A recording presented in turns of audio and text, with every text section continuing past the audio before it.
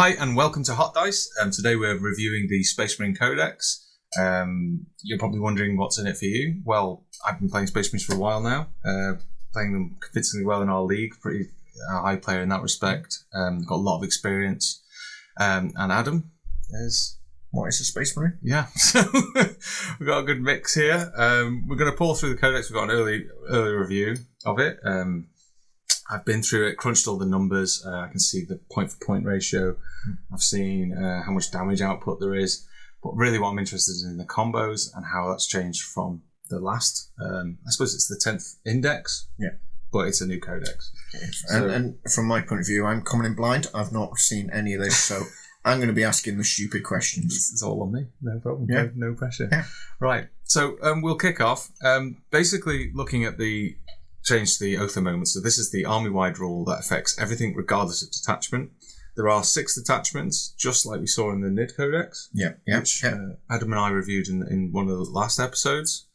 Again, much more complexity, a lot more combos.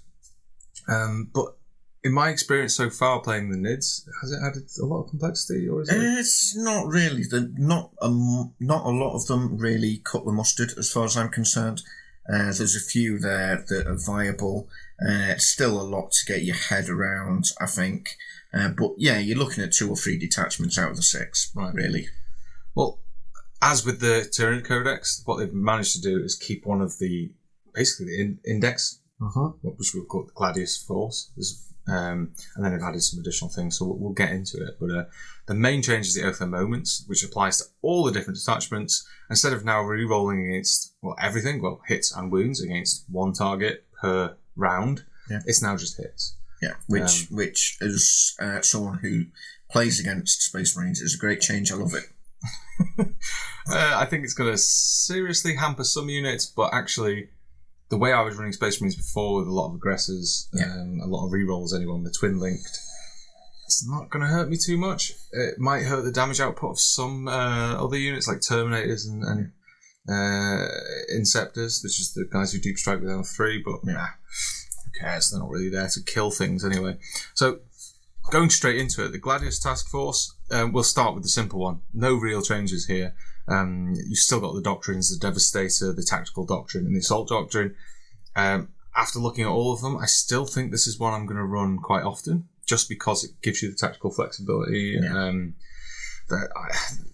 ability to pop off one of these doctrines through the game, especially using one of the stratagems. I think this is showing up really as a theme of how these codexes are going to work. I think that index list is going to be the flexible one that's able to cover many bases, and then you're going to roll into specific detachments, which is based on how you want to play. So, you've got the Vanguard with the NIDs, which is all little, small, sneaky units trying not to get shot.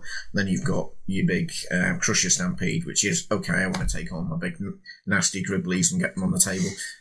So there's no point going into this because it's available for free on the index, essentially, because it's the same. So we'll just jump straight into the next one, which is... actually, I want to go in order of my favourites. So I'm going to jump straight into the Vanguard Spearhead, because this is very similar to the NID one that everyone's talking about. Well, I think the name gives that away at the very start, that you're going to go from Vanguard to Vanguard. It's the one that I've had the most fun playing. I think there's definitely some... strategy to getting it to work with the NID. So how does that come across with the Space Marines? Well, there's a lot of similarities. So let's start with the detachment rule. So you have ranged attacks targeting any of your units, so all Adeptus Astartes that are so outside of 12, unless the attack is within 12, I suppose I should say, you're going to subtract 1, so it's stealth across the army outside of 12, and they're going to get cover. So I mean, for me, Space Marines is an army that grinds in the midfield. Yeah. So it's not a huge benefit, but... Well, outside of 12, that's going to benefit you, first, second turn? And then you're going to be in the nitty-gritty of stuff, and that's going to fall away, really. Yeah, well, it depends. Depending on the deployment types you could have, if you're in those diagonals, what's it called? The sweeping engagement. All right. So you've got the objectives can be quite far away. So if you've focused one half, which you should probably do anyway, right? By the time you get to the mid game, you could have your units all on one side, out of sight, out of mind. So there's some late game utility there, but it's not fantastic. Well, we've personally seen when I play my Horde army, just some venom probes, how much that -1 to hit actually affects how many wounds you take in on a unit from having stealth. Yeah, so right. It's a huge benefit. Yeah, you're right, 100% actually. So the reason I'm focusing on this one first is because it's so many little synergies. Yeah. There's first of all, the big change in the codex. Because if you've been keeping up, I should say, with the data slates, they've now removed the ability to do 0 CP stratagems that are not battle tactics. Yeah. And that's reflected in this, actually, in the sense that most of these detachments have at least 3 battle tactics. No surprise there. G-Dub's love for spacemarines. Yeah, and your captains still have your 0 CPs, so it kind of goes well. I guess I'm amazed actually, because I think this book must have been printed prior to that data slate. Yeah. But still, anyway, there's a lot of battle tactics. So the 3 in this detachment are the Strike from the Shadows, which is the improve AP and hit roll by 1 if the enemy is more than 12 inches away. Oh, yeah. So, I mean, okay, with Oath of the Moment, +1 to hit, rerolls, I don't really want it in those circumstances. And again, Space Marines is a grindy force, but maybe, let's think about it this way, if you're going to have any indirect fire, any long-range threats, so your Gladiator Lancers sitting at the back getting that +1 to hit, even if they move, be quite nice. Yeah, definitely. And if you destroy a model, it takes a battle shock test. Yeah, so does that stack with your heavy as well? No, you only ever get 1. +1 or -1. So actually, wait, hang on. You improve the ballistic skill. Yeah. So yeah, it does stack with heavy, actually. Yeah, so that could be... Oh, fucking hell, yeah. So that's pretty cool. Okay, so it's 1 CP, nice and cheap and cheerful. What have I got in here? So in terms of strats, I haven't got anything that I consider to have great synergy here. But it's nice to have, right? So I guess you've got some eliminators in the backfield, something's behind cover. You want to be taking out something with those precision shots. You can improve the chances of hitting, and then pick for AP as well. And once you've killed that unit, that character model, which normally has a higher leadership, they're also forcing a battle shot. Yeah, well, it's anything with AP is, well, for nits, it's a blessing if we get a AP. But yeah, improving that by 1. So is that any unit, or is that only infantry? Only infantry. Okay, so you've still got heavy weapon squads that could go on. So you must have some AP3 there that you turn to AP4, and there's a lot of units that just deletes their armor save. Yes, and for me, the magic AP is that 2 AP, because that gets you over the cover save issue. So if you've got AP1 weapons, suddenly that's where it comes in use. Obviously, if it's AP0, it's kind of useless if they're in cover, but anyway, it's by the by. The next one we have here is Armour Contempt. So every detachment has Armour Contempt as a battle tactic. I guess it's nice to have if you've got a captain who's got big blob terminators, and he can just every turn just pop off with Armour Contempt to keep them. Because in my experience so far, terminators aren't really there to kill stuff. No, they're just immovable blobs, and that helps. So that's what it says on the tin. And Surgical Strike. So you can give 1 unit precision. So that doesn't sound amazing, but it's only in the fight phase, I should say. Yeah. But there is a bit, like the Vanguard detachment in the NIDS, there's a bit of a battle shock thing going on here, which is quite cool. So why do I say that? So where do the similarities go into? Guerrilla tactics. So if you've got a Phobos or a Scout tactics, Scout squad, you can actually remove them from the field, just like in Vanguard. Two units, or 1 if it's a normal Astartes squad. So that's pretty sweet. Same. It's exactly the same. It's a good theme there. The beauty of this is if you add a Phobos character to a normal unit, you can give the keyword of Phobos. Right? Now, I scoured the codex. There's only 1 example. Okay. And that is Kaivan Shriek.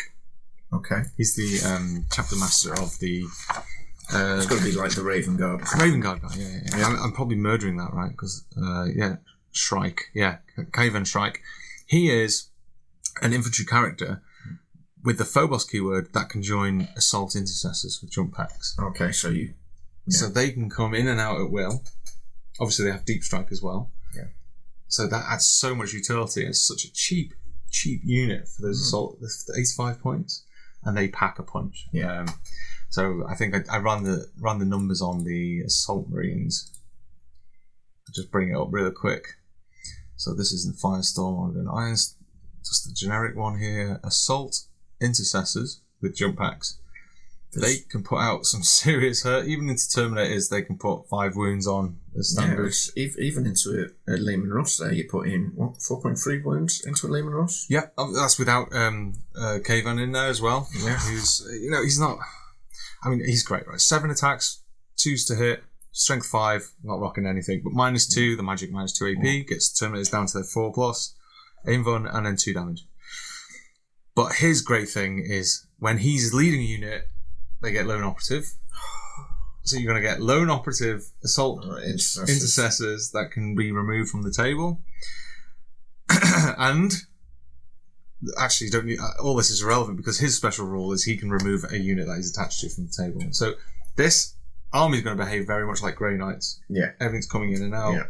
You're going to have everything with Phobos armour or scout armour moving in and out. Scouts, which you can infiltrate into the midfield at the beginning of the game, and then feign. And that leads me on to probably my 2 favourite stratagems in this list, which is to do with calculated feint. Okay. 1 CP. These are all 1 CP, by the way, except for surgical strike. If that is move back 6 inches for 1 CP, it is. That's the 2 CP stratagem from the new codex. It's 2 CP to do that. It is so expensive. It's unbelievable. So in your opponent's charge phase, any Adeptus infantry unit, so that could be Terminators, it doesn't really matter, right? Yeah. You can move them up to D6 inches, but if it's Phobos or Scout, so again, Strike's going to give this to the assault intercessors, and they get to move the 6 instead. So that's just... I didn't realise Peacemaker was a Space Marine. Makes sense. I'm just thinking, like, running through this in my head, I'm imagining... there's so many combos in this. Actually, in my head, I had 2 lieutenants with combi weapons. So they're the little lone operative guys. They've got infiltrate. Yeah. You put them out into the midfield, so you've got controlling and you're blanking out that area. They can move 6. Yeah. Of course, they can move after shooting. Mm-hmm. With the, what was it? Which strat is it? Guerrilla tactics. They've got fire and fade stratagem. They've got, no, that's remove them from the field. Let me see. Surgical strike, no. Calculated feint, no. Move 6. I suppose they could assault. I'm thinking. After shoot. I think it's the lieutenant's actual ability. So if we go into the abilities thing in here, when an enemy moves within 9 of them, they can move 6. A bit like the Termagants. Yeah. Yeah, they can make a normal move. So they can make a normal move. They've also got the feigned. So in my head, this is how I'm going to use them. I'm going to put them in the midfield. Yeah. I get first turn. And push that lieutenant straight into their deployment. Yeah.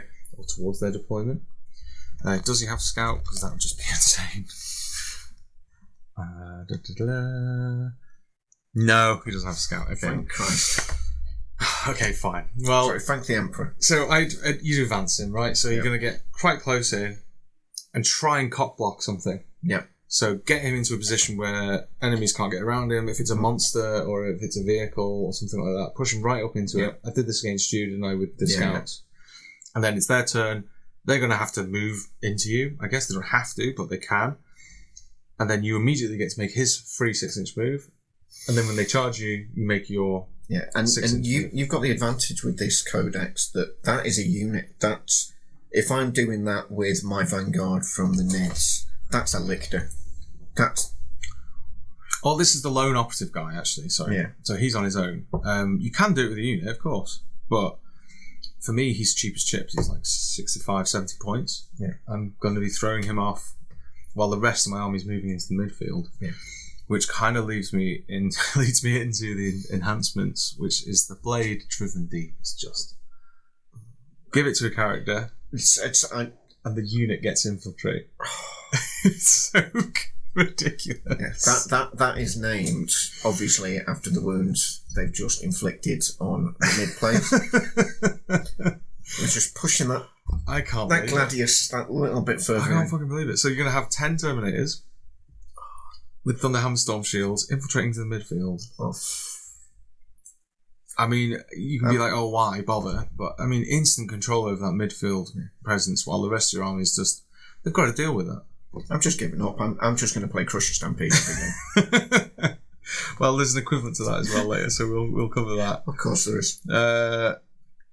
A Ghost Weave Cloak is the next enhancement, which gives a Astartes model the stealth and lone operative ability. Mm-hmm. So, why is that important? I guess you could put it on... in my mind goes to a Gravis Armour Captain, who's just a bit of a thorn to get rid of. He's halving damage. He's now in the midfield.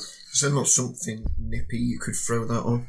So you can do your Eldar shenanigans where you're running around 12 inches every turn. Something on a bike, maybe. My issue is he wouldn't give it to a unit. Yeah, but there must be like a chaplain on a bike or something that's got like 12-inch movement. Oh yeah, well yeah, there is. Yeah, there is. There's a chaplain that could do it actually. But do I want him on his own? His whole thing is he gives when he's leading, he gives +1 to wound. True. When it's selected to shoot, you can give something devastating wounds. Jump pack captain or something, lieutenant. I'm just thinking about something that's nipping around, doing secondaries. I mean, you're not being unable to be shot. It's not a bad idea, you know, with that upgraded version of what I put on my Flyrant, which is just stuff. Yeah, it's not a bad idea. If I bring up the points quick, where do I have it? How much is a chaplain on a bike? Chaplain on a bike 75 points. The upgrade is well, according to this, actually they'll be updated on the website now. Yeah. Oh, they've all had a points change. Shock Horror. Vanguard, it was Ghost Weave Cloak, 15 points. It's cheap enough. Takes him to 90. Yeah, 90 points for something that's whipping around and doing objectives. Or how much is a lieutenant with a jetpack? They can't get them. Oh. You can't get them. The other thing is you can get a lieutenant, because you have the lieutenant with a combat weapon, who comes with those inherently anyway, and a 5+ feel no pain. Lone operative stealth. He doesn't need that. The other thing is I'm desperate for Reavers to be good, because they've got the skull mask on. They're all about terror troops. Yeah, but they're just a bit shit. And he doesn't inherently have the terror troop ability, so he doesn't give them -1 leadership around him. Okay, he has to be in a unit. So I don't see the point of him. No. No, because otherwise, yeah, you'd be shoving that on him and you'd be using him like a Death Leaper. Yeah, there's the captain with the jump pack. So there's the captain with the new guy. He's 85 points. So that's 100 points is a bit steep for... Yeah, and he again, he needs to be leading. Yeah. He can give himself a 0 CP, though. So he can give himself... Take himself off the board? No, that's not a battle tactic. You've only got armor contempt, surgical strike, which is precision. So you can use him to assassinate people, I guess, but he's not amazing in combat. It's a bit steep for 100 points to go in and assassinate a character. I'm trying to get my head around that. I think a really annoying, maybe a captain in Phobos armor, because he can allow you to redeploy 3 units. Yeah. At the start of the battle if they've got Phobos. And he must have precision and stuff, because I imagine that's a guy running around with the sniper rifle. 1 shot. Strength 4. Precision bolter. 2 damage, but he's dog shit. Okay. Oh, I'll take that back. Embarrassing.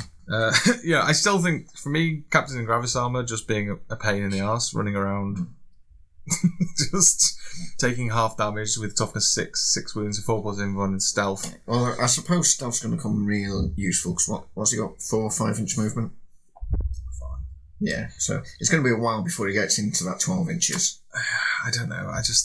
It's a strange one. Okay, execute and redeploy. Phobos model only. There's a theme. In your shooting phase, after the bearer's unit has shot, this unit is if it's not within engagement range of one or more enemy units, it can normal move. That's what I was thinking of. Okay. You could give that to the lieutenant with the combi weapon. Yeah. He can move 6, shoot, move 6. He's not got an assault weapon, so he can't advance, unfortunately. And then he can do all the redeploy shenanigans. Okay. This guy's got some serious movement potential. Yeah.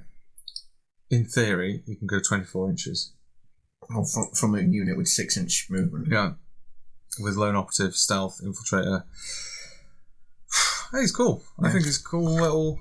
There's some little... That's why I like this. There's a lot of little shenanigans. Yeah. You really piss someone off with this. Shadow War Veteran. Phobos model only once per battle. After the opponent uses a stratagem, the bearer can increase this cost by 1. Oh, For me, that's an auto take.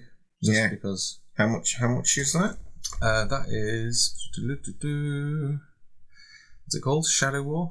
30 It's points. expensive. It's the same as the guard one. The guard one's 40, actually. Yeah, you're going to take that. It's one of the reasons I take my Swarm Lord, to get that extra CP and to increase the CP. And to be fair, there's a lot for me to target now to make 2 CP, or even 3 CP, because some of those battle tactics are 2 CP, sickeningly. Yeah, exactly. So I think scouts are great. They're 55 points for a unit now. They've got the infiltrate, they've got the redeploy, they've got everything going for them. Deep strike, are they? Scouts? Deep strike. No, they're not deep strike now because they have no technology for that. They're just infiltrators. Okay. But they have got. I think they've got a scout as well. Yeah, they've got scout 6. So you infiltrate in, and then if you don't get first turn, they can scout towards or back. Yeah. Well, they can't go within 9 of the deployment, obviously. But at the end of your opponent's turn, if this unit is more than 6 inches away from the enemy model, it can be removed from the battlefield. So it goes really... There's a lot of this...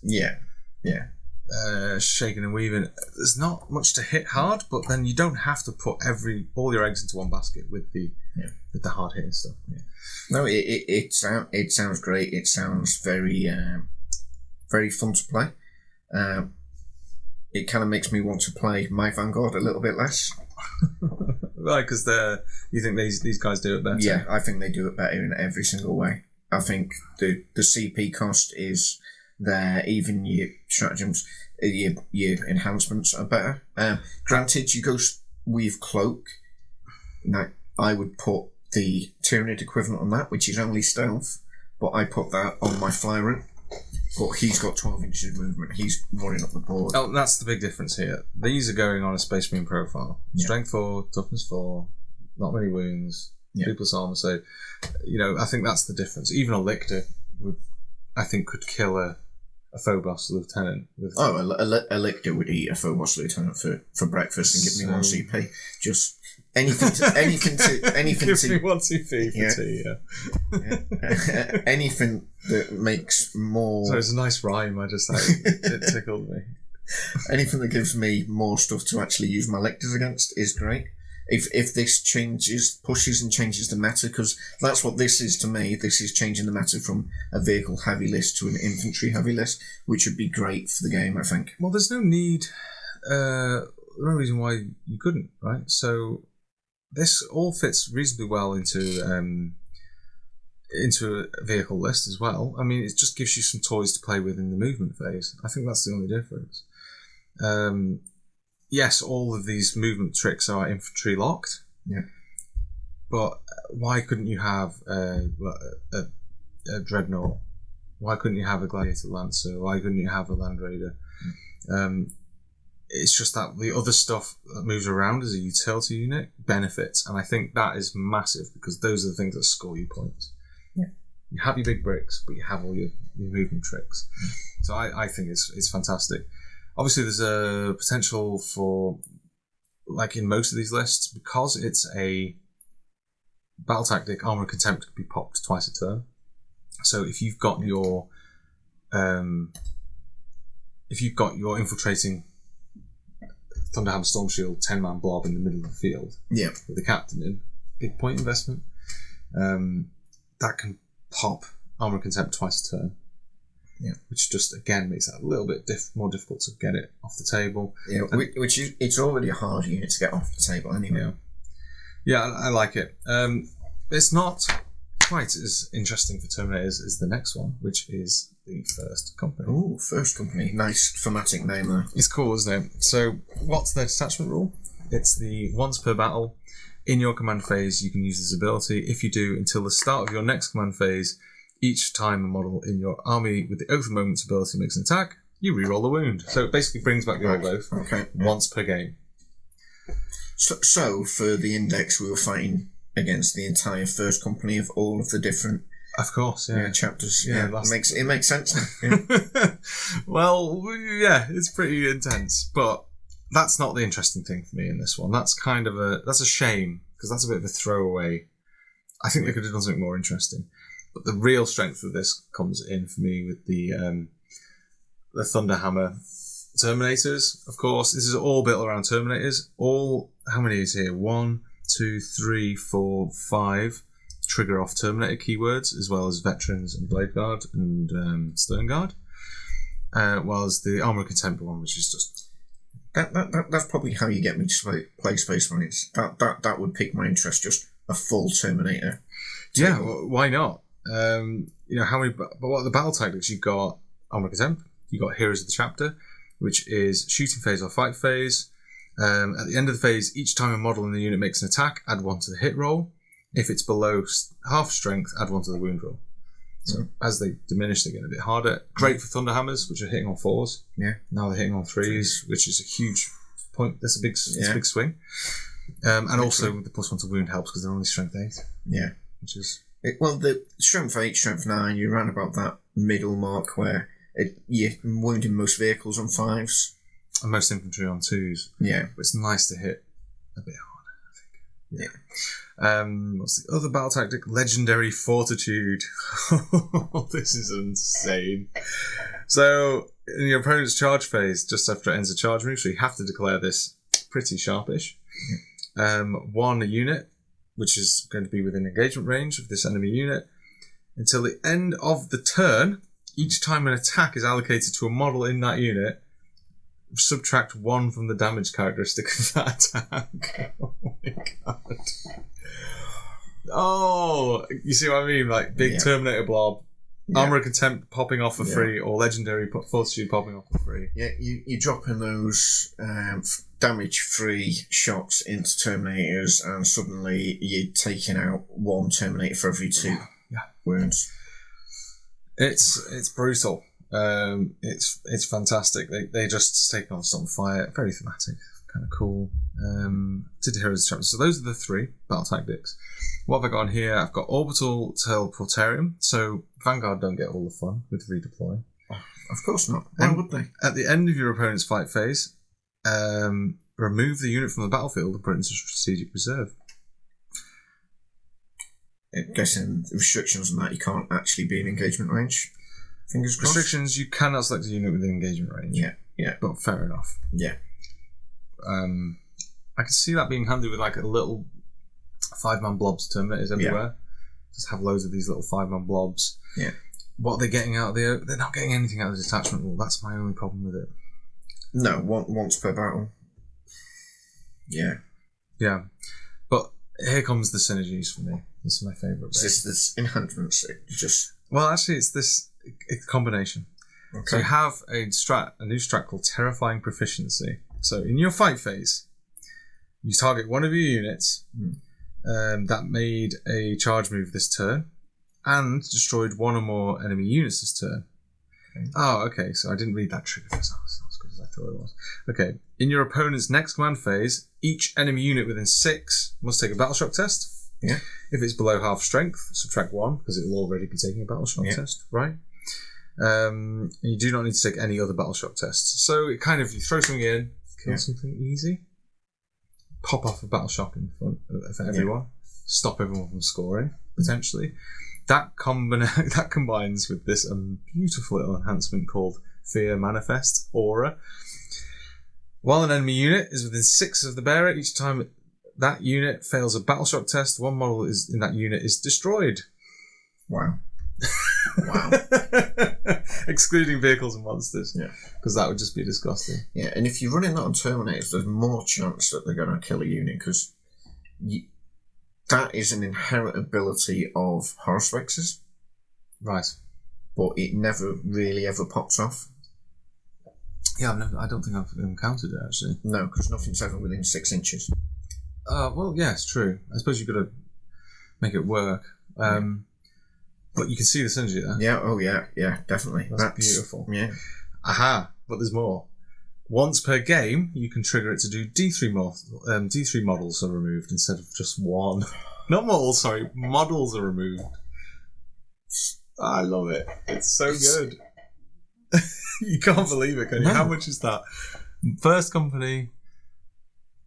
Oh, where is it? First company, what's it called? Fear Manifest? It is an expensive one. It does exclude... points. It does exclude monsters and vehicles. Yeah, well, that would be ridiculous. Yeah, well, that's what I was... Remove. Yeah, just remove that 14 wound mama bear off the table. Unfortunately, that does include things like tower battle suits, which are vehicles as well, which kind of sucks.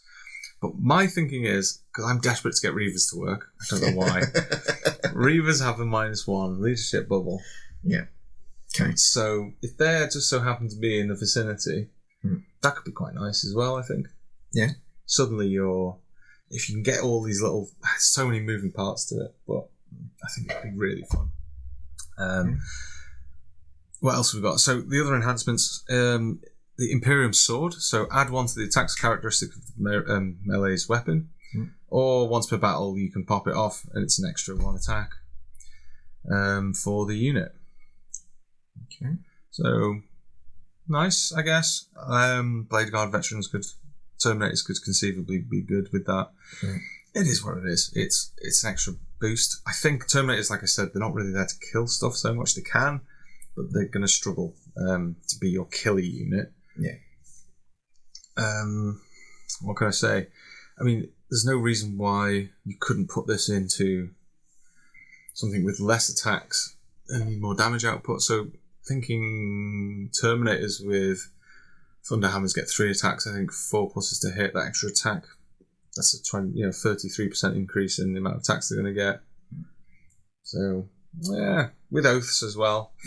Yeah, it's alright. Rights of War. Adeptus Astartes Terminator model only improve the objective control characteristics by 1. So it's okay. It's Terminators only have OC1. I was going to say, what is the OC? So you're running, 5-10-man squads? Yeah, max. Yeah. So, yeah. 10 OC, 20 OC. It's okay. Yeah. You could take a point off a knight if you got all of them on there. That would be a push. It saves you running one of these ancient Terminators. Yeah. So I've seen a couple of top players, WTC players, and some of the ITC events running these in Terminator blobs just to give them the extra OC. Yeah. Because that's the only reason they exist. But I suppose, actually now I think about it, you could run that and them, and suddenly your Terminator's got OC3. Yeah. Well, that makes, again, if you're going to go for the strategy of the big blob in the middle. Yeah. 30 OC. That's nothing to sniff at. Come get me, bruh. Yeah. It's an expensive combo, but... Yeah, if you've got all 10 of your Terminators sat on that objective, I'm not fitting 20 Termagants on there. Yeah. Oh dear. I misread that. It's add 1 to the OC of the model. Oh, okay. However, once per game you can make it OC for the whole unit. Okay, that's not as great. Yeah, it's kind of cool. Oops. Okay, next one, Iron Resolve. Bearer gets 5+ feel no pain, and guess what? Once per game, the unit gets 5+ feel no pain. So yeah, a lot of these enhancements are here's something a bit meh, but once per game it can be great. Kind of fits with the detachment rule, which is once per game, reroll to wound. Yeah. No, there's a theme there. So I think the skill of this list is deciding when to pop those individual things and not to get. Yeah, I think you'll. I think you'll probably buy in all those enhancements, and then you've got 5 turns of something popping off. Yeah, true. Once per game, once per turn, I should say. The detachment rule probably works well with Stern Guard because they get the 4+ anti-infantry dev wounds, and 4+ anti-infantry dev wounds is not great. It's 50%. You need to really push that. get that up to 75%. Suddenly that's a lot of mortals. Oh, dev wounds, they're not mortals anymore. No. But yeah, I could see something. Have I made any other notes on what I would consider? Okay, yeah, I think this could work well with Gulliman. Yeah. He gets you 2 oaths a turn. Okay. So suddenly you're maximising the amount of reroll wounds you get. Yeah. So when you target a unit with oaths, and then you have to target a second unit, and if you kill the first unit, you get to oaths the second unit. That's Gulliman's special ability. So if you trigger that with the reroll wounds, you get the old oaths back for a turn, which it's all right. If you want to take Gulliman, I don't want to take it. How much is old Rabute? Oh, girly man, how much is he? He is the best Primarch. Blah, blah, blah, blah, blah, blah. He's under R probably, not G. 360. He's expensive. He's expensive. You got to build your list around him. He's got to be a big chunky boy this edition, though. Yeah, he comes back to life on a 3+ with 6 wounds remaining, so he's got that going for him. Is that as long as there's an Eldar model in range? Yeah, as long as he's got his little slot with him. He's got Lone Operative within 3, and he's got one of these 3 abilities. I don't personally. I'm a bit of I don't really like the idea of having a Primarch on the field just from a personal lore reason. I'm a competitive player. There is no reason why, Rabute or the line would turn up to kill 1,000 points of Gretchen. Exactly, it seems a bit. I can't reconcile it, unfortunately. So those are the 2 interesting ones. We'll do probably the worst one in the Codex, unfortunately. Sorry, White Scars, but Stormlance Task Force. I have tried my best to figure out how to make these guys this a good detachment. Okay, so let's start with the detachment rule. Let's not kick the donkey before it's dead. Yeah. Okay. So they have a really cool detachment rule. Okay. Which is you can declare a charge when you advance or fall back. Yeah. So loads of movement. You can pile straight in. You can fall back, feint, go back into something else. Fantastic. But so does that mean they've made Outriders good? No. Well, the problem with Outriders is they're just Space Marines on bikes. They've got no weapons. They haven't got new models. They haven't got new rules. We're probably not going to get new models for 3-4 years now, until the next edition. You'll probably get about 14 lieutenants in that time, though. At least. Yeah. And unfortunately, all of their enhancements, and not all of them, most of their enhancements and most of their strats trigger off mounted.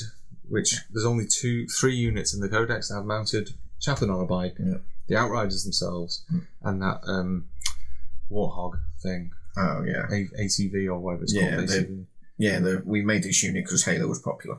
Yeah, but they made it 10 years after Halo was popular. So. Yeah. That sounds like G-Dub time. Yeah, exactly. Long enough that a lawsuit was probably too much off the cards. Yeah. That's a good strategy. So what I'll do is I'll start with the battle tactics like I did last time, because I think so much of this Codex has got that 0 CP capability with captains. That's what you want to be looking at. It must be nice. Yeah, it's all right. You've got Shock Assault, which sounds amazing, right? Yeah.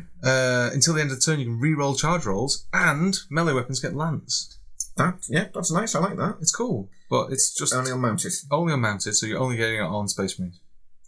And of course, if you are running them on, I'd be worried if you're getting it on anything that wasn't a Space Marine. I mean, just standard tactical Marines, with a chainsword. Okay, cool. Which is fine. They've got reasonable damage output against, goblins or Gretchens, whatever they're called in 40k. Yeah, right. God, I'm about 20 years out of date there. Grots, sorry.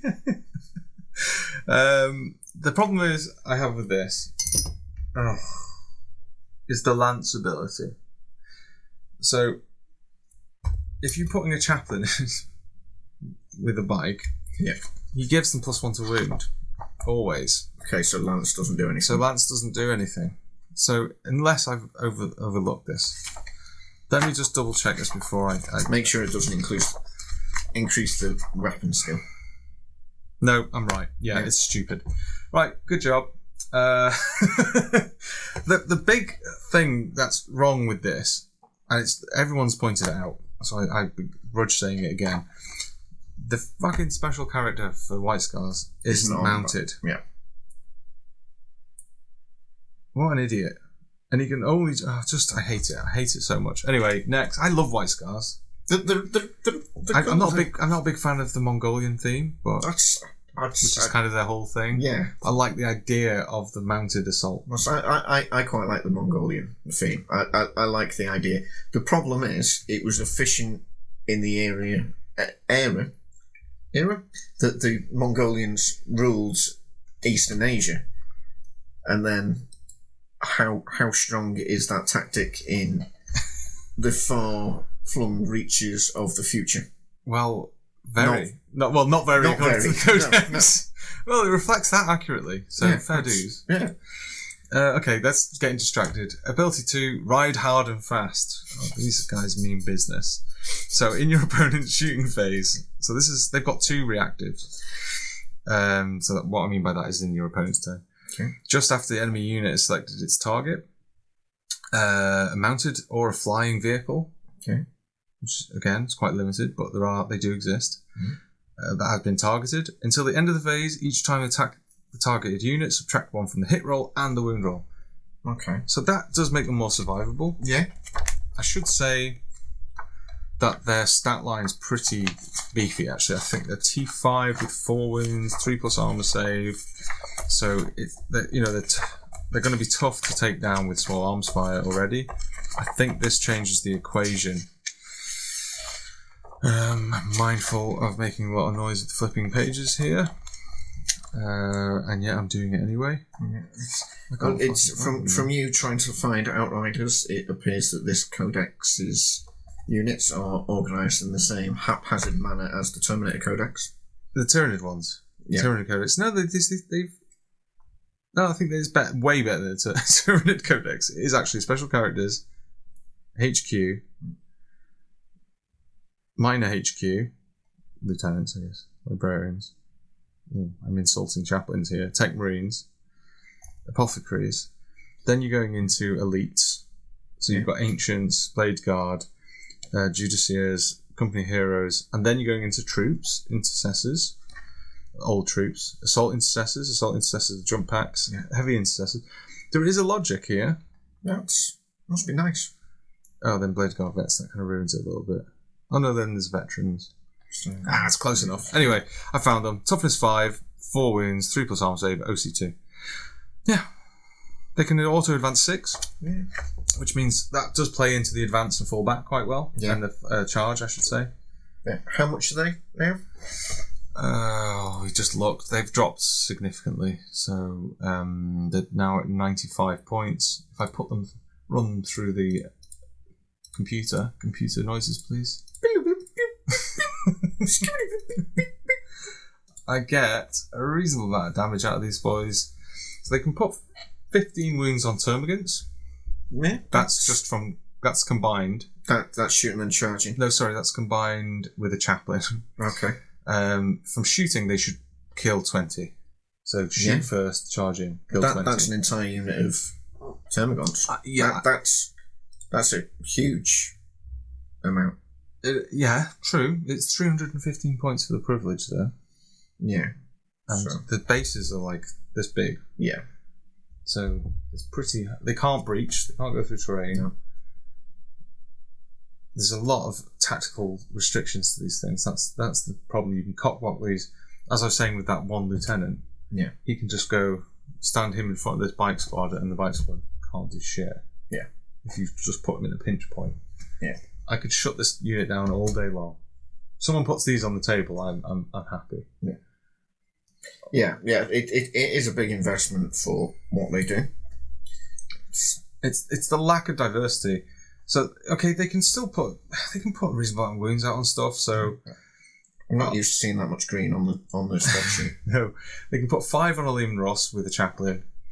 Maybe a bit more with shooting, so they can actually go up to about 7 wounds on a Lehman Ross. Not too bad. You put the ATV or whatever it's called in here with the multi-matter, but if you want. If you're committing, I suppose you want to do that. Yeah.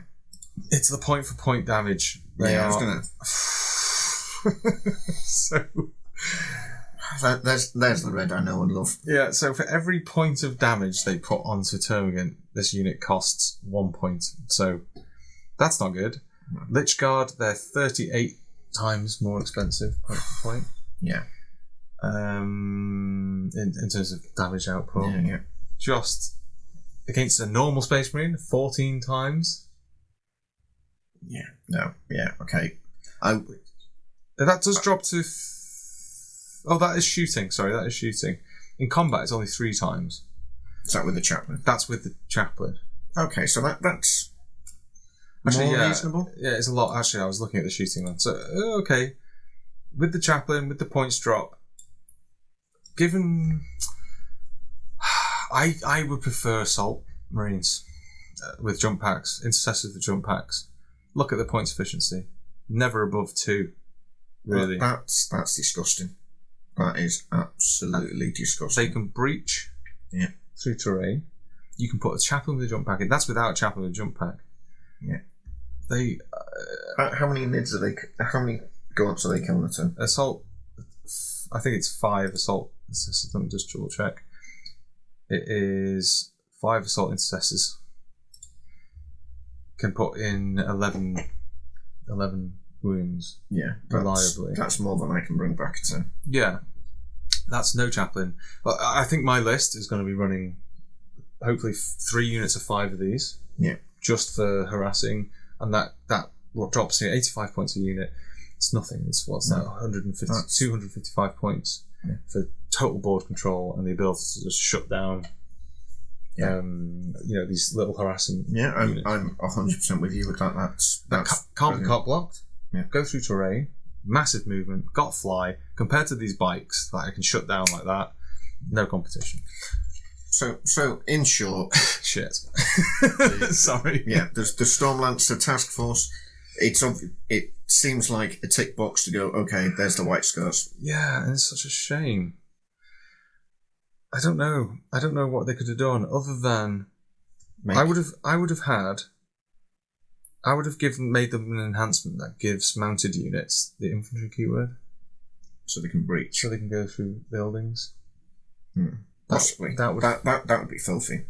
Well, it'd be cool. I don't think it'd be filthy. They're still not an amazing unit, regardless. But at least they could. Could you see new Outriders coming out? You think they're going to build into this? I hope so. I'd love to have a White Scars army. We just completely skipped the enhancements because I've just got to spare. Okay, we'll go through it quick. Mounted character can get +1 strength and armour pen. Right. Cool. I guess he makes that chaplain a little bit better. Yeah. But it's only on the charge. Great. Okay. Importance of wisdom. While the bearer is leading unit, reroll advanced rolls. Well, okay. Since the army rule has advanced and charge, that's good. You play in bikes, though, you get the automatic 6 charge. Yeah, but you don't have to run bikes. You could run assault marines. You could run terminators. So if I'm playing White Scars, every single model on that table is a bike. Yeah. I just think if we try not to ignore, I'm just trying to think here. I don't know. There's a lot of evasion here. So swift evasion, it gets you that redeploy, so you can move a unit 9, any model. So that could be a Terminator, that could be a Dreadnought, it could be a tank, it could be assault intercessors. Very nice. That's nice. For 1 CP, pop that off. Full throttle, of course, mounted, and this one's got vehicle as well, excluding vehicles. When it advances, it automatically goes 6. If it's mounted, it's 9. So so you can make your bikes move 9 on top of the 12 for the advance. 21. But they can't, and they can charge after that. Okay, that sounds quite fun. Oh, that's 2 CP. Okay. Well, it's not a battle tactic. No, you've got to commit to that one, unfortunately. That is a lot of points to throw one unit to their death. Might kill something. Oh yeah, you might kill something. Unit. Yeah. More annoyingly, I think you could throw it into something and they wouldn't die immediately, and they could maybe block in the whole enemy. Yeah, I could see that being turn 4 or 5 on the one where the objectives disappear. Yeah. And that one's just disappeared on the right hand side of the map, and the last one's on the left hand side of the map, and you just go, there's 20 terminals on there. No, there's not. True, and they can fall back and charge, so Okay, fair enough. I can see something here. Adept is a starter's model only. While the bearer is leading a unit, it's able to shoot and turn it fell back. So it just keys into that detachment rule, so they can do everything when they fall back. And then Hunter's Instinct, mounted model only. If the bearer's unit starts in strategic reserves for the purpose of setting up, they can count as one unit a turn earlier. So that means they can come in on the enemy's deployment zone. The same as the Vanguard one. Yeah. Exactly. So I knew you'd recognise that one. Overall, did I think of any synergies yet? No, not really. No, it's falling flat for me. If you like bikes, this is the one for you. It's very thematic. I think you could do some cool movement shenanigans here and there, but it's not competitive. No, I think that's one where you're playing down your local club and you just want to bring your white scars out for a shindig. I'd love to try it for sure, but I don't have the bikes. So, Firestorm Assault Force. On first glance, so this is the Salamander equivalent. First glance, I was like, this looks amazing. But I think once I started digging into it, it didn't seem quite as good as the others. So detachment rules, close range eradication. All weapons gain assault. That's amazing. Lovely. Because that means you can advance and do actions. Yeah. Advance and obviously shoot. And the added benefit of when you're within 12, you get +1 strength. Yeah, and if we're going by that, what you just said about being the salamanders, you're probably within 12 inches because you're flamers and melters. Ideally. I'm just trying to find how that actually affects. I did spin the numbers on this one. So Firestorm, if we do a quick comparison, just on damage output, we go into here. It's only ranged weapons, of course, because melee weapons aren't assault. So if I bring up the screen here and here, sorry about this for people at home, but we'll just read it out for you. So standard Space Marine list against this. Intercessors. Hang on, let's just check this. Have they gone up or down? Have I put it in here? Damage. Not really being impacted by their damage output against gaunts. No, they're already probably hitting on 2s already. It starts to come in against Chosen, oddly enough. They're doing about 2 wounds to Chosen a turn for 5 intercessors. That's not bad. But, yeah, not great either. Where does it start to matter? Let's go to it, I think. I'm not seeing... Maybe it's because we need to go higher up. That is where it should really start to kick in. It's probably that mid-range, it's probably medium infantry where you're going to start to see that difference. Unless I have updated it. Yeah, I'm not sure. It doesn't seem to make a huge difference. Off the top of my head, it'll be... The problem is, like, the Infernus Flamers are already strength 5. Yeah. If you're thinking about Infernus, Bolter's strength 5. Yeah. It's only going to help you wound Marines on 3s rather than 4s. Yeah. Melters are going to be strength 9. They're going to go up to 10. Okay. Which is taking 4s on a Tyrant. Yeah. It's a high Tyrant, that is right. Flying, yeah, true. Light vehicles, toughness 9, so it could help you get over the edge for lighter vehicles. Yeah. And lighter infantry, medium infantry. There's obviously Terminators T5 against your maybe Infernus Flamers, which are going to be strength 6 now. Yeah. I'm not. Yeah, once you start crunching the numbers, it's okay. Yeah, well, it's one of those strange things, isn't it? +1 to strength. It's makes it different in very niche circumstances. Yeah, I think so. I think it's the assault for me. That's why it's there. Yeah. You can get into the midfield, get into position. Your dreadnoughts can push straight up into that midfield, get into a good firing position. Your flames can get into a good overwatch spot. And ideally, obviously, if they're within 12, then they're automatically getting a 12 +1 strength. So it's going to help. It's going to help your aggressors with the flames as well, especially if they're twin linked. That could help. Anyway, let's get into the battle tactics. They have 4.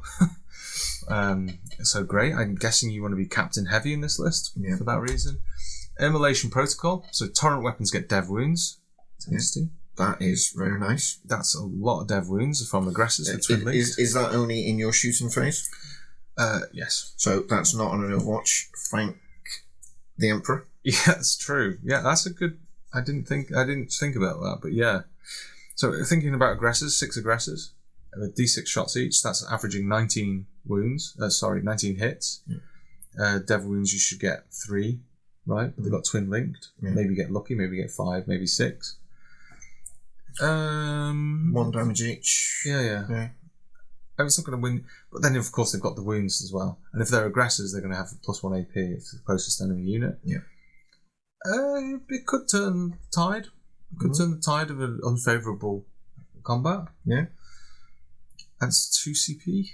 That's a battle tactic though. So captain's popping that. Yeah. Like it's hot, basically. I don't see you using that on the Flame Marines, which this is, I guess, because they don't get the reroll to wound. Yeah. And you're not going to put captain with them to pop the 2 CP. Yeah. That's an aggressors. So that's an immolation protocols. Then you've got onslaught of fire, shooting phase again. 1 CP this time. It's 1 Astartes unit from your army that's just disembarked from transport and is selected to shoot. Until the end of the phase, each time a model in that unit makes a ranged attack, the target closest eligible unit within 12. So again, it kind of stacks with the aggressors. Yeah. Add 1 to the hit roll. If 1 or more enemy units are destroyed, take a battle shock. So, yeah, it's okay. Yeah. I'm trying to think when that would be. It's a battle tactic. I guess you can do it for free. It can give you that extra reliability. When you've got the extra AP and you've got the extra hit and the battle shock. Yeah. I think that's one that I'm not really going to rely on too much. I'm not going to save my CP for it. Let's put it that way. I think that's one of those last ditch efforts of can I take you off this point? Yeah. Then we're going to go for what's the other one? Stop your overwatching at least if you're going to charge them. Yeah, true. Yeah. It's shoot phase. Yeah, so you battle shocking them. Oh, of course. Yeah, of course. Yeah. Yeah. Sorry, I didn't even think about that. Crucible of Battle then is the next strat, which is battle tactic +1 to wound if the target is the closest enemy unit within 6. Okay. So I know that sounds odd, but it's in the shooting phase or the fight phase, so you can use it in combat. It's infantry only. Yeah. Popping it twice, possibly. Well, maybe. Well, across the army, maybe. Yeah. I think that changes the. You don't have to have chaplain. Yeah. So your twin linked power fists going into a knight with the aggressors with +1 to wound. Yeah. So knights that have been wounding on 5s normally. Now they're down to 4s with twin linked at 2 damage each, AP2. The aggressors, which are already, in my opinion, quite good against knights, this really helps you out. Yeah. That swings it. Excuse the pun. What's the last one there? I think that was all 4, right? Immolation Protocol, Onslaught of Fire, Burning Vengeance. I don't think we covered Burning Vengeance. Did we not? No. Yeah, I did. That was the one where you jump out and you get to do +1 to hit. Okay. It's kind of crap. No offense. Games Workshop. And then Armour of Contempt. Oh, hang on. 1, 2, 3, 4. There's 5 battle tactics. Sorry, I didn't count Armour of Contempt. Which leaves only 1. Yeah. Which is Rapid Embarkation. End of the fight phase. 1 Adeptus Astartes transport until from your army that has no models embarked within it, and 1 infantry unit that is wholly within 6 of the transport. You cannot target. Oh yeah, your infantry unit can embark within the transport, so it kind of gives you a bubble. So end of the fight phase. That's a strange one, isn't it? Let's think about that. Have you charged out with a vehicle? Moved up your vehicle, you've killed the unit, you've got back in to protect them?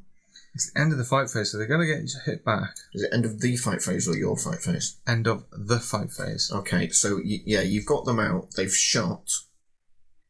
So you've got them out for Burning Vengeance. Maybe, yeah. Yeah, they've shot a unit, and then you're like, well, I need to move them next turn, so they get back in. Maybe.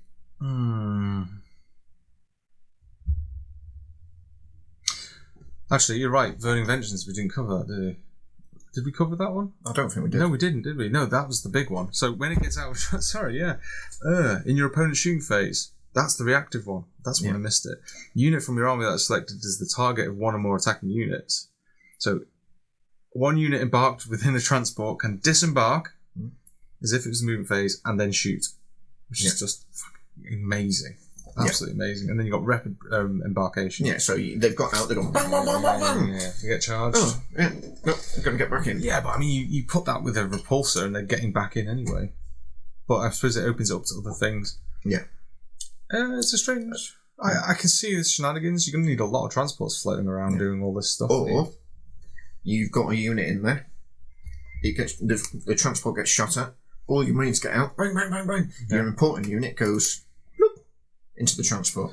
Well, that's at the end of the fight phase. Restrictions cannot target an enemy unit within engagement range of one or more. So you've got out of the transport. You've screened the unit that was going to get charged. Yeah. And then that unit's got in your transport, and then go bloop, bloop, bloop. Well, does that override the normal restrictions for getting in and out in one turn? Though I don't think it would. I don't know. Have to check. I think that just protects you, right? So you get out, or maybe there's an empty transport that moves up. They can still shoot without getting into it, and then then at the end of your turn they're going to get in anyway. So it keeps that restriction. Okay, there's some shenanigans there, I can see. It leans into the aggressors, which is never a bad thing, because I've been using them very successfully, and they are very solid. Champions of Humanity, enhancements. Tacticus model only, so that's your captains, your lieutenants in the main battle suit, the Mark 10, the Mark 9 armour. While the bearer is leading unit, models in that unit ignore any and all modifiers, their characteristics, excluding saving throws. Okay. Meh. Okay, cool. So I guess they're not affected by stealth, that kind of thing. Yeah. It's alright. Makes them a bit more reliable. War Tempered Artifice, +3 strength. The bearer's melee weapons. We talked about this a bit, didn't we? Yeah, it's a bit of a niche one. It's a nice to have, I guess. Yeah, I don't think it affects the numbers too much. I guess if you're worried, your power fist goes up to strength 11. Yeah, it's not going to pop land raiders or knights. No, you wound in a hive tone on freeze. Yeah. Let's have a look here. What's it? It's called a Firestorm. How many points is that one? What was it? War Tempered. 25 points is steep. If you've got 25 points to spare, maybe then write your list. Then write your list better. Sorry, folks. Okay, forged in battle. Adeptus Astartes models only. While the bearer is leading unit once per turn, after making a hit roll or a saving throw, you can turn it into a 6. Yeah, brilliant. Keeping the aggressors alive. Yeah, really, really nice. Really like that. That's some Eldar shenanigans right there, isn't it? Hit roll changed to a 1, so I guess it's once per turn. So you can do it as an Overwatch. Yeah. You really need to pop that if you've got eradicators with the melter guns. Yeah, once per turn. So yeah, you're changing every turn. You're changing a hit into a 6, and you're turning a saving throw into a 6. Yeah, it's keeping those valuable units alive. I'm just trying to think now. What else? Sustained. There's not much in here with sustained. You're turning something into lethal hits. Turning something into sustained. Actually, yeah, that's right. So you take your biologist, which is giving you lethal hits. You put him in with some eradicators, which have the melter rifles. Yeah. And you're also popping a lethal hit on your melter gun. Yeah. Because they're not terribly reliable for getting through. No. Of course, with the strength. Yeah. Okay. Melter 2. Yep, that's what's happening there. Yeah. I think that's fair to say. Adamantine Mantle. Each time an attack is allocated to the bearer, subtract 1 from the damage characteristic of that attack. If it's a melter or torrent, reduce it to 1. It's the model only. It's that's where that falls down. The fact it's the model only. If that was the unit, that should at least be 140 points. But yeah, well, it's nice to have. The problem. First company get it for a single strat to do that. Yeah, for the they don't whole get that unit. melter though. No, they don't. But which is nice. I think Melter's dead though in this edition a little bit. If you're getting Melter forward from a yeah, knight, you're right. Yeah, the fucking knights. Yeah, Yeah. Yeah, not that I've recently been on the receiving end of that. Yeah, I forget they get better Wake up melted than everyone screaming else. at night. Of course they do. So overall, actually, now I've had a chance to review it again, I can see some utility in that. I think that's going to get used. Yeah. It'll create some unusual lists. Oh, who am I kidding? It won't. It'll just be fucking aggressors. It will. And Gravis. And I already hate aggressors. Yeah. I'm just going to hate them that little bit more. More of the same. It's up to the players to decide whether that's as good as the Gladius. Yeah. Because the Gladius gives you the tactical flexibility to do the advances and the charges and the shooting and the advancing and... Yeah, and as we said at the start, I think that seems to be a theme, is it's the detachments are specialising in something rather than losing the flexibility. My only problem is I don't rate aggressors with flamers. I never use them. I just don't think they have the same impact, but that was when I was thinking about the sustained hits and the lethal hits from the Gladius, which you can still get, of course. But I'm wondering if the immolation protocol changes everything. With that many dead wounds coming off the flame. Yeah. But it's only in your shooting phase. Yes. If it was in Overwatch, that would be a different kettle of fish. 2 CP. If it's an Overwatch, 2 CP. It is 2 CP. Is it? Yeah. 3 CP. 4. Final offer. Go to the Space Marine at the back. And the final one, because we can wrap this up in less than 2 hours, which would be nice, and make it quite a short review. I think there's another one. No, there's only... Oh, there's Anvil as well. Oh, that'll be short, because I'm not a big fan of that one. I'm an Imperial Fist player at heart. Just about to say, you flipped that page and I saw yellow. Yeah. I was like, you're not a fan of this? Well, yeah, come on, let's do Ironstorm. Just because I would have done it differently. Anyway, okay, Ironstorm, Spearhead, Iron Hands. I think a lot of people are going to play this. It plays into Dreadnoughts. Dreadnoughts are already good. They're better. They've just had a points drop. So, hey-ho. What's their detachment rule? It is once per phase. A unit in your army can reroll 1 hit roll, 1 wound roll, or 1 damage roll made for a model in that unit. So it's like Eldar Light. Yeah. Yeah. Eldar can reroll 1 hit roll, 1 wound roll per unit per phase. And it's both. Yeah. This one would suggest, the wording suggests it's one or the other. Yeah. The vital word there is that or in that sentence. That should be big, bold, red 72 point. Yeah. I can already see that I'm going to go to tournaments and people are going to misplay that. Everyone's going to misplay that. And to be honest with you, I don't get it that too much. Because I think you're going to be getting very frustrated. You're going to go with your whatever, you're going to play your Dreadnought. Yeah. And it's going to, you're going to get D6 plus 1 hits. Maybe you'll roll shit and you'll get 3 hits. Yeah. You'll roll to... It's like you've played against me. Yeah, you roll to hit and you 2 go through and you're like, oh, do I roll that hit roll? No, because it hasn't got D6 damage. This is... I'm just trying to think, for those D6 damage weapons, so like las cannons, plasma, las talons, plasmas are fixed. That's why I stopped. Are they free damage now? Yeah, well, it depends on if you overcharge them. The incinerators, the big ones, are 3 damage, so it doesn't matter. That doesn't work. That example doesn't work. Yeah, overcharge your D6, I'm guessing. No. A better example would probably be the Ballistus Dreadnought. Okay. Or one of the other single shot weapons. Which makes sense. New model syndrome. Well, they've been shit for the longest time, so hopefully I crunched the numbers. We'll go into that in a bit. I'll just show you.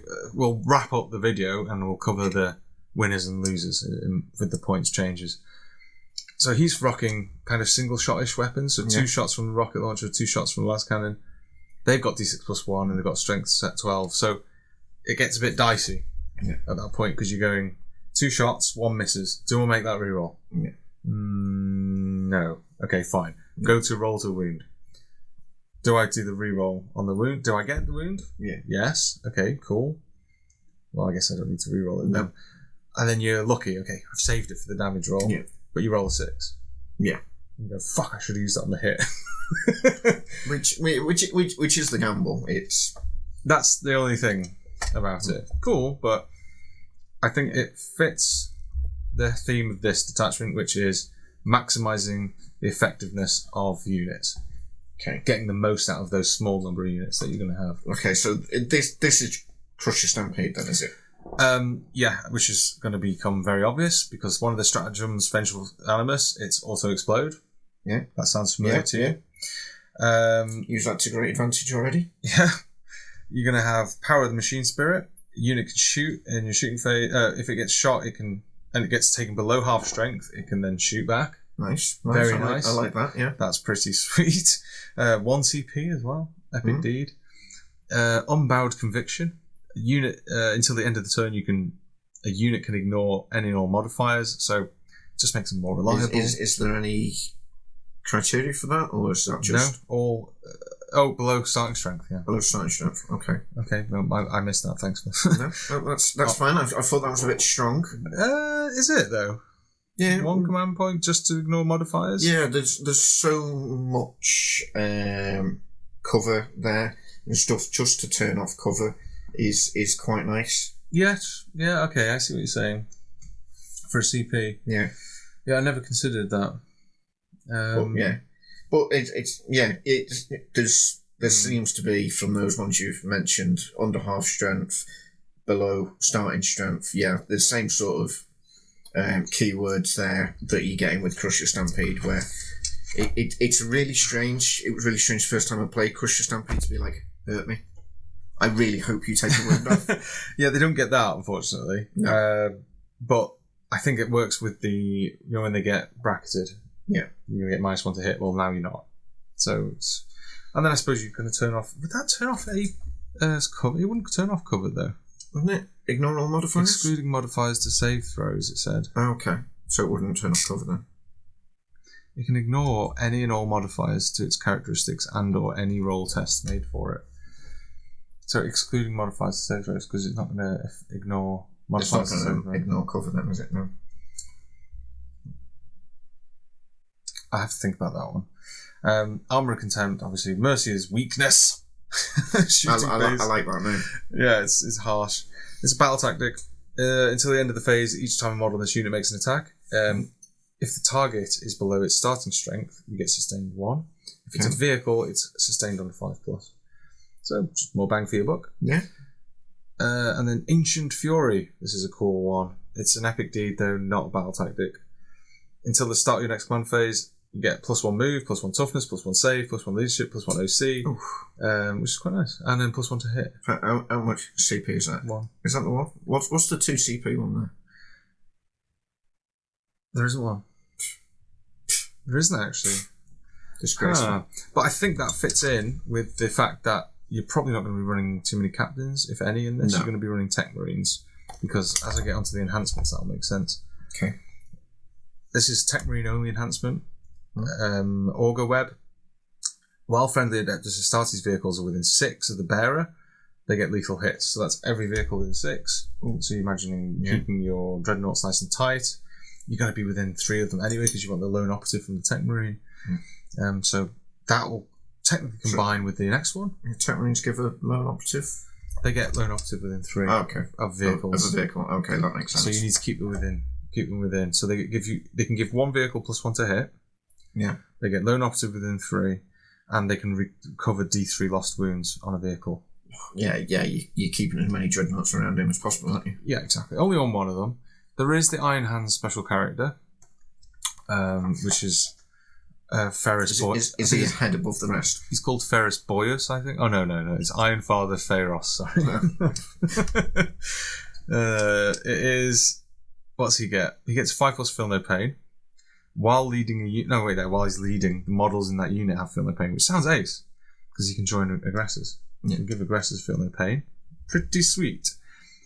He also then gets lone operative if he's within 3 of a vehicle, which he isn't going to be able to use because he's in the unit. Yeah. So it doesn't matter. But I guess if the unit dies, I guess if you don't want to put him in a unit, fair enough. In the command phase, you select 1 vehicle within 3, and it automatically regains 3 wounds instead of D3. Quite nice to have. Yeah. +1 to hit. You can't do that if it's already received Blessing of the Messiah. So you can't stack it with other tech marines. Okay. But I guess you could be like, oh, there's a tech marine on this guy. I'm just going to recover 6 of the wounds on this dread. Yeah. So it stops you doing what you do with Nids, with the Mama Bear and the regeneration of gaunts. Yeah. Yeah. I think he's got sustained on his ranged weapons, which kind of keys in with against the vehicles, the Mercy's weakness. But I don't know.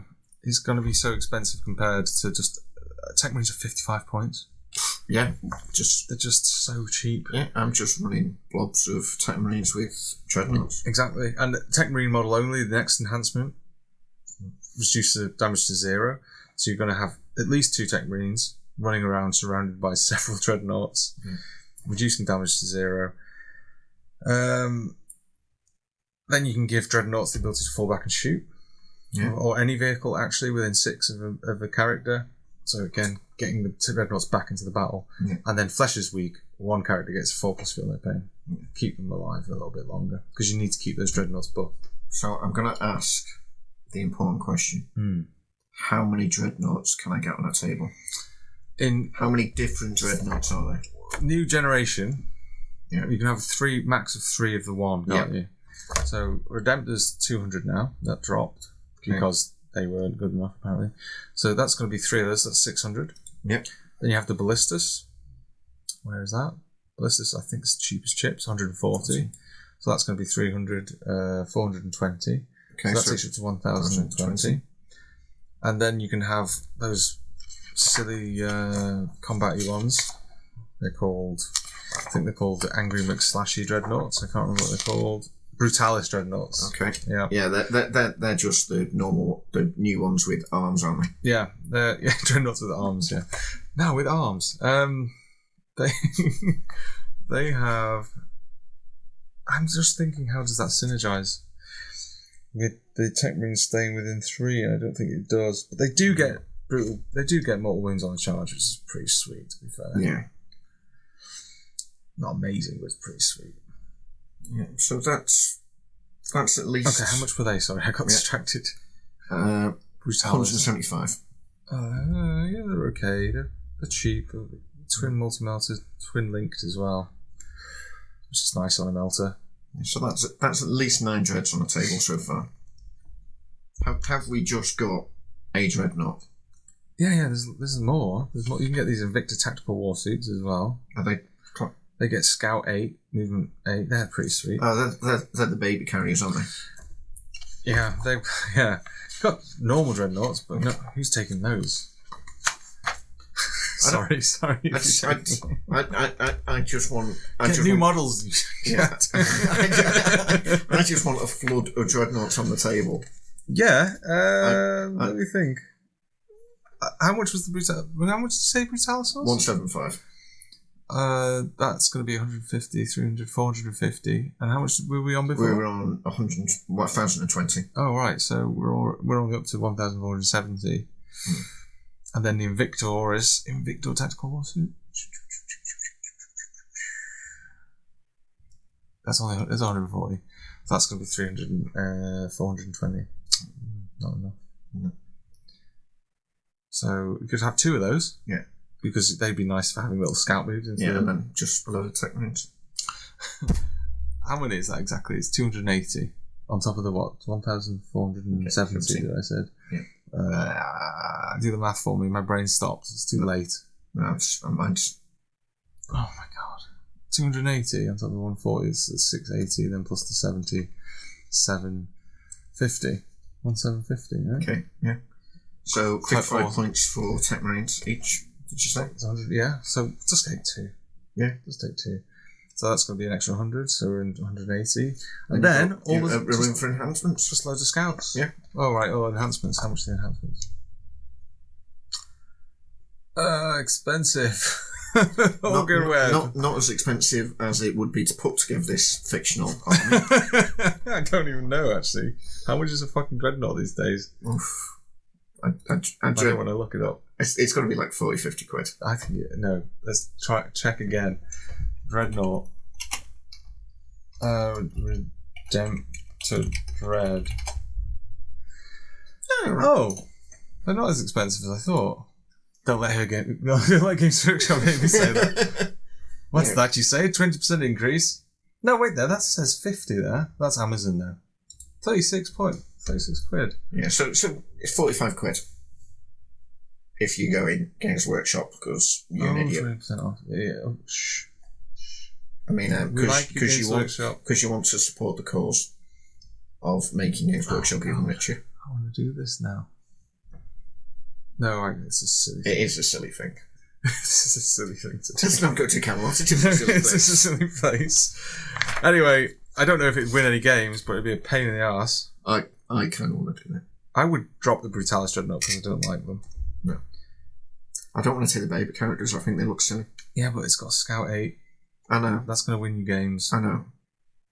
My stubbornness of not liking a model. The whole reason I don't play Spacemarines is I don't like most of the models. Even better. You infiltrate scouts in to the midfield with this army. Yeah. You can then 8-inch move up with the Invictus Tactical Warsuit. Yeah. And these guys get a free Overwatch. It's not actually an Overwatch. It's better than Overwatch. Oh no, they have to be Phobos infantry. Fuck. That's fine. When a friendly Adeptus starts his Phobos unit within 6 of this model is selected as the target of an attack, one model from your army with this ability can use it. If it does, you can shoot, basically. It's alright. It's toughness 8. Oh shit, that's a low toughness. 12 wounds, OC4. It's a pain, is what it is. Yeah, it is a pain. It's 140. It's a bit on the expensive side. I'm seeing 12 wounds there, which to me is a bit silly when it's a guy in an open cage next to a guy in a coffin that's already dead who's also got 12 wounds. The damage output's not there either, to be honest. No, it really isn't. Good, I'm not taking baby. Oh, what the hell? Oh, what the hell? I just saw its combat ability. The Invicta Tactical Warsuit is a Strength 14 Power Fist. What the hell? What? 5 attacks, hitting on 3, Strength 14, AP2, 3 damage. Yeah, the scouts, so you're getting them into close combat anyway. Yeah, but that's better than a fucking Redemptor Dread. Yep. That's a misprint. Okay, whatever. Why are we getting so lost? We're so lost. Yeah, we got drunk on Dreadnoughts. We did. All the dreads! I think I do want to make that list. Anyway, Anvil Siege Force into the Imperial Fist. It's time to get serious. I don't like this at all. No. Explain to me why you don't like this. Come on. Mr. Imperial Fist, Mr. Rogel Dawn himself. Yes, Captain Autism. Yeah. I would say that giving an army that Space Marines, which is the whole game is grinding in the midfield, the heavy ability, which revolves around sitting still and not doing anything and getting +1 to hit, just makes me sad inside. It does get +1 to wound if it remains stationary, which is huge. Yep. And it's all Adeptus Astartes, it's not just infantry. Yeah, it's tanks, dreadnoughts, drop pods, whatever you like. I'm still waiting for you to charge me with a drop pod. I can't wait. But it's... I don't know. I'm struggling with when it would come in handy. I'm thinking it could be good on a whirlwind. So what I mean by that is the indirect fire.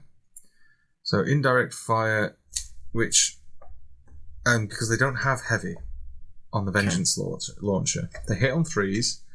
If you give them heavy, they're not moving anywhere because they've got a 72-inch indirect fire weapon. Now they're hitting on 2s. Yeah. So the ballistic skill then goes back to 3s. Then they get +1 to wound on a strength 8 weapon. Yeah. Suddenly, with a -2 AP and 2 damage, it can actually hurt something. Yeah. Whereas before it was more of a harassment unit that just caused battle shock now. It doesn't even slow units down. I'm going to ask a random question. Are t-shirt cannons heavy? No. Oh, yes. Wait there, have I misread that? If they have the heavy ability, if they already have the heavy ability. Yes, they are. I was looking at these before. Yeah, they get the heavy keyword. Yeah. But not on the indirect fire weapons. Oh, okay. So they will also get the +1 to hit. Yeah. So they hit on +1 to hit, twos. +1 to wound. If they don't move. So they're going to be hitting on 3s and indirect. Yeah. Yeah, it's alright, you know. Yeah, because I'm pretty sure T-shirt cannons need more help. Well, I don't think they're... Oh, wait there. They get ignored cover as well. Oh, they don't have any AP, though, except for the Vengeance. Yeah, I'm struggling with this one. I think they're not good. It's not good on Eradicators. They have heavy, so it would have been great if they could have used the +1 to wound, because they got Melters at 9, but they're not sitting still. Eliminators, they do have heavy on the las fusils, so they could get +1 to wound, and then they've got las cannons that are +1 to wound. That could be pretty sweet. Hellblaster squad, well, they haven't got heavy. Oh, they have. But again, I don't think they're ever going to be remaining stationary. That's the problem. That's just the same problem over and over again. Yeah. From that, this is about sitting somewhere and just on the main objectives and not really doing much else. Just rolling dice your turn. That's fine. I mean, I love heavy intercessors. I want to have loads of them in the army. They have heavy, they have assault. So they can be sitting still with their heavy bolt rifles. Yeah. And their +1 to wound with strength 5 is pretty sweet. Yeah. But just absolutely get some, basically. Yeah. Fives against vehicles. It's nice. Most vehicles, yeah. Not all, for sure. But anyway, let's get into the battle tactics for these guys. So I've crunched this a little bit. Where are they? They're called Amble. They have 3. Armour Contempt. Yeah. No threat too great. Basically gives you Armour Contempt, old Armour Contempt. Okay. Reroll wounds, but only against monsters and vehicles. 2 CP. So you're going to need to pop that on a captain. Not Armour of Contempt, Oath of Moment. Oath of Moment, yeah, sorry. And Battle Drill. Sustained hits. If stationary. No, it gets sustained hits, and if stationary, it's on 5+. So it kind of synergizes with the army rule. Yeah. Which could give you +1 to wound on those sustained. Yeah. So you got heavy bolters. You remain stationary. You explode in 5s and 6s. Then you +1 to wound as well. Yeah. Yeah. And some miracle, the enemy has seen your unit in the open, not shot at them, whilst also moving their unit out into the open so that they can be shot next turn within range, and you're going to now destroy them. Quite rightly. Mm-hmm. I don't think you need any bonuses if they're that stupid. No, maybe not. No, I don't know. I find that argument very hard to argue with. Anyway, moving on swiftly. Hail of Vengeance. Your opponent's shooting phase, so it's a reactive one. Just after the enemy has resolved its attacks, you can select any one unit in your army. If any models were destroyed in that unit, the shooting phase, you can shoot them back. Okay. 2 CP. So there's two CPs in this one. Okay. I think it's right that Rogue Dawn should have two CP stratagems. Do you? Yeah. Ironically, I was looking through this. How do you farm CP? What gives you extra CP? Victor's, yeah, probably, but not in this codex, unfortunately. Magnus Calgar does, and he can join aggressors. Yeah. So that'd be quite nice in an aggressors unit for sure. But anyway, it's not great. Does Gulliman not give you an extra CP, or no? Or the lion? I was going to say the raven. The lion isn't in this book. What? Not in this book. How is the lion not in? They've obviously retained the old data slate. So all those units from that codex are still relevant. And you will have to use the new Oath of Moments with their new detachment rules. Okay. That actually makes them much worse, I think. Actually, I hadn't thought about that. You now can't...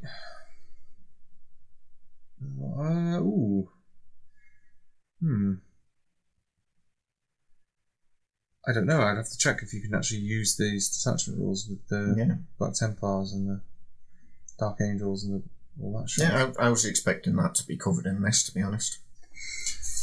No, okay. Oh, that's something we'll have to look up.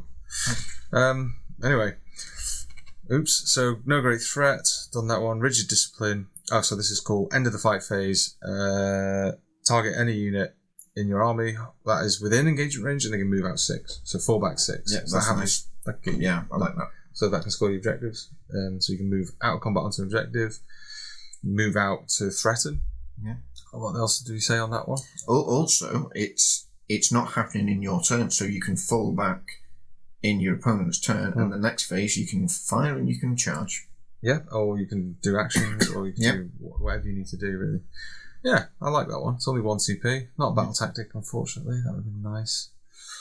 So, in terms of enhancements, you have Indomitable Fury, Gravis only. Yeah. I feel like Imperial Fists are leaning that way.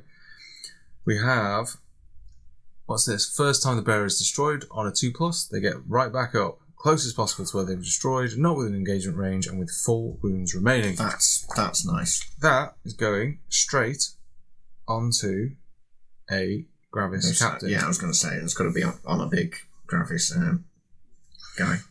Yeah, just because that makes them a pain in the ass sitting on an objective, I think. And gets the points back. That can't be cheap.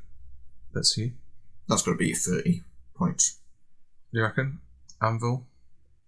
Indomitable? 20. Yeah. Not terrible. No, 20 is nice. I'd pay 20 for that. Yeah, I think I would. I'm just trying to think if that's a good way to use it. So the first time the bearer's model is destroyed, I'm wondering if when he dies, say he gets precisioned, taken out. Yeah, he's just going to boom straight back into the unit. Yeah, I think it's yeah, fair enough. Otherwise, they're on their own, right? Yeah. So, that's why I was wondering: is it worth putting on a buffer unit like a Biologus? Because those can be taken out pretty quickly. They've got no invuln. No. They've got 3+ armor, so also Gravis armor or has it. No, I'd have to play with that one, see how it fits. I like that from first reading it. Yeah, I like it. Yeah, I'm just trying to think of how I'd actually manipulate it, but can't think of too much there. So there's the Fleet Commander, which is basically orbital bombardment. Yeah, you read this one? No. So it's you start the shooting phase, you put a point down on the table. Yeah. And then next shooting phase, you draw a line 12 inches away, and everything that passes over on a 3+ takes D3 models. Oh, it's like I like that. I like that. Yeah, I just wish it was D6. Well, it's not. Yeah, true. It's not. You're getting mortal wounds. I'd sell my firstborn. Yeah. For mortal wounds. I'm not buying. Yeah, I'm not. Stoic Defender, any character model. While the bearer is leading unit, the unit gets 6+ feel no pain, and it can't be taken down to 0 OC. Yeah, which is nice. Again, it's about sitting on that objective and get some. How much is that? It's only 6+ feel no pain. It comes in handy. Multi-wound models. It's going to be like 10, 15. Stoic is 15. Good guess. Architect of War. This is the most expensive one at 25 points. It is any character model. Bearer's leading unit, you can ignore cover. Okay. Okay. I'm thinking that's good on models with 1 AP. Yeah, I was expecting that to be something to do with gaining cover or something. It feels strange that you've got an Imperial Fist and there's nothing about building a wall. Yeah, true. There's no walls involved, is there, really? No. I'm just trying to think on this one. That one, Architect of War, I don't think this is going to be a competitive list, this one. Again, it's already got the movement problems. In addition to that, these seem to work well with the heavy intercessors. Yeah. Because they've got the strength 5 bolters with the AP1, and you want to keep that AP1. Yeah. So that helps you ignore the cover. But then there's not much else that builds on top of that.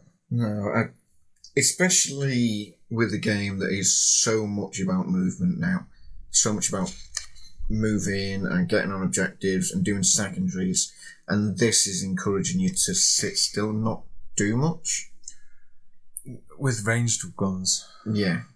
Like, it's fine if you're saying, right, go and sit on the midfield with some combat units and enhance the stuff.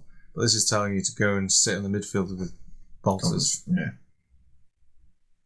Yeah. Are you pushing stuff into the midfield to sit on those objectives, and you're keeping your heavy bolters back as a firing line, maybe set up in a building or something? I think in a friendly game, this is what I take.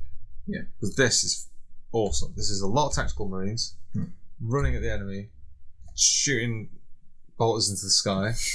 That's not really what they do, but you know what I mean. Hunkering down, boom, boom, boom, boom, boom. Sustained hits, +1 to wound, bolters are doing business. But against the competitive, this is going to get absolutely slaughtered. Yeah. There's nothing going for it. Oh, I'll make it work. I'm going to play it. I'm going to get all my heavy intercessors out. It's going to be awesome. Yeah. But it's not going to be great. So that basically covers us for the detachments. We covered all 6 pretty quick there. Yeah, no, I think there's some interesting stuff in there. It's going to be interesting to play against. There's some lists there that kind of make me want to get my Smurfs out. Really? Yeah. But I only own 1 Dreadnought. Well, that could change. It could change. Be the architect of change. I don't want to play Space Marines. Let's just be honest. Yeah. I sense bias in the room in this review. No, it's very strong. I am, as an id player, a little upset about the Vanguard. Yeah. Because that just seems so much better. Yeah, you say that, but I think, like I said, I think I've pointed it out, that the things that can do it aren't as devastating. So there's more movement tricks, which I think you haven't played Vanguard much, so I think you could. I see what you're saying. And the most painful thing for me there is, for 1 CP, you can do what I do for 2 CP. Yeah, but that's pretty sweet, to be fair. Yeah. Removing, but it is only on scouts and Phobos. It's not like which is your equivalent of my Vanguard words, really. Basically, but your Vanguard units will eat these for breakfast. Yeah. So they are toughness 4, 2 wounds, 4+ saves, 3+ for better than gargoyles in every single way. Yeah, true. I think they're cheaper than gargoyles, actually. Scout. Yeah. It's 5 points to. Honestly, no pressure. 75, 65, I reckon. Should we? My guess, 65. I just don't like gargoyles. I'm not sure. I'm not sure on this one. I think every single list is still going to have Inceptors in it, which are the guys that are coming down with 3, because they're just going to win you games. I think I'm going to try the Jump Marines, because the damage output for the 75 points for 10. Cock. Okay, you win. Every list should probably have Aggressors in it, or some Assault Terminators, which have dropped in points, by the way. Yeah. Redemptive Dread. I don't tend to have them too much, because I think they're a big walking target. Yeah. Are they a distraction Carnifex? Yeah, -1 damage, plenty of damage, but they're not cooking it for me. Outriders, good luck. They are a trap there, I think. Looking at their damage output, they've got really good damage output, but I think the Blister's Dreadnought looks more interesting for me now, because the damage output for that is interesting. Where did I put the stats on that one? Blister's Dread now is reliably putting out, which is insane here, only 1 on the Valiant, apparently 1 damage. That doesn't seem right to me. Let's have a look here if I put this in right. Let's just Dread, 2 shots, hits on 3s, strength 10 and 12 respectively, d6 +1 damage. It does reroll everything against things that are on full health, but still just doesn't put out that much damage. It's an anti-vehicle, right? It's killing. It's maybe killing on average 1 Terminator. I can't believe it. How's it doing on points? I don't know. Ballistic Dreadnoughts, everyone's saying they're good. I think I heard Auspex Tactics raving about them. But I've played them and they just underperform every time. Eradicate is great. Hellblasters just haven't changed, so they're awesome. Yeah. They're very, very nasty to run into what looks like normal Space Marines to me, because you all look the same. I'm only here for the biomass. And Land Raiders, you played against Land Raiders for me. I fucking love them, especially the Flamer one. I can't remember what it's even called now. Redeemer, I think. It's just absolutely damage to Flamers, baby. Yeah. All day long. Yeah, the Redeemer. I think last time I played you overwatched and managed to kill my Swarmlord. I did, yeah. It was with oaths, old oaths. Wounds. Yeah, it was. It was painful. That's going to hurt me on that one. AP2 damage. Anyway, let's not get into it. Have they gone up or down? Land Raiders haven't changed. That's a fair point. That's fair. They're hardcore. Blade Guard haven't changed.